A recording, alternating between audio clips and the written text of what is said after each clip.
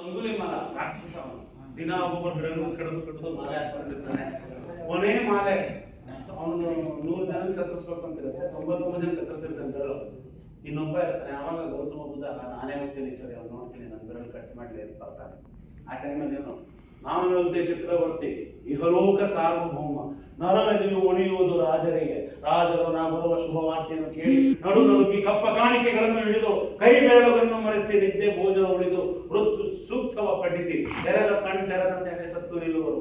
ನಾನವರ ಬಳಿ ಸಾರಿ ನಿಂತೊಡನೆ ಮೃತ್ಯುವನೇ ಕಂಡಂತೆ ಚೀರುವರು. ಖಡ್ಗ ಕಾಳಿಗೆ ಅರಸುಗಳ ಕೊರಳುಗಳ ರಂಗದಲ್ಲಿ ನರ್ತಿಸುವ ವೈಭವದ ಪೆರ್ಪಯಕ್ಕೆ ಸಲಿಪೆನೋ ಮಹಾತಾಯಿ ಅಂಗುಲಿಮಾಲನಿ ಧಮನಿ ಧಮನಿಗಳಲ್ಲಿ ವೀರ ತೇಜದ ರಕ್ತ ಹರಿಯುತ್ತಿರುವ ನೆಗಂ ಆ ನಿನ್ನ ಬಯಕೆಯನ್ನು ಅರಸರಸಾಗಿಯೂ ರಾಜ್ಯವನ್ನು ಕೋಶವನ್ನು ಪದವಿ ವೈಭವಗಳನ್ನು ಅನಿತೇಕೆ ತೃಣ ಕಣ ಒಂದನು ಒಲ್ಲೆನ ಒಂದೇ ಬಯಕೆಯು ನನಗೆ ನರಶಿರವ ಚೆಂಡಾಡಿ ನಿನ್ನಡಿಯಲೀಡಾಡಿ ನೋಡಿ ಸುಖಿಸುವ ಬಯಕೆ.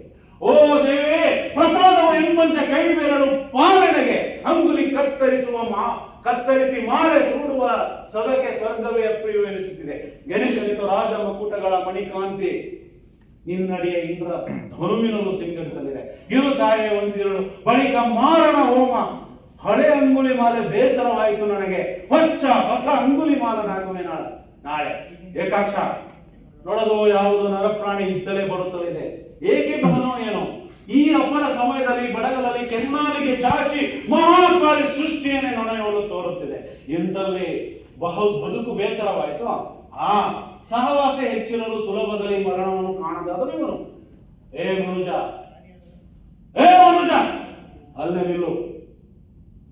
ಬುದ್ಧ ಮಗು ನಾನು ನಿಂತೇ ಇರುವೆನು, ನೀನಿನ್ನೂ ನಿಂತಿಲ್ಲ ಅಂತಾನೆ. ಕೋಪ ಬರುತ್ತವನಿಗೆ.